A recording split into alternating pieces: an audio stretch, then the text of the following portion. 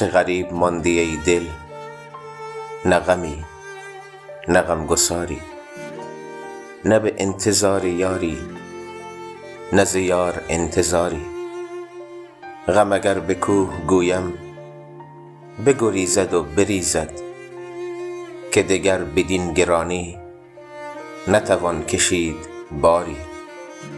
دل من چه حیف بودی که چنین ز کار ماندی، چه هنر به کار بندم که نماند وقت کاری. نرسید آن ماهی که به تو پرتوی رساند، دل آبگینه بشکن که نماند جز غباری. همه عمر چشم بودم که مگر گلی بخندد، دگر ای امید خون شو که فرو خلید خاری.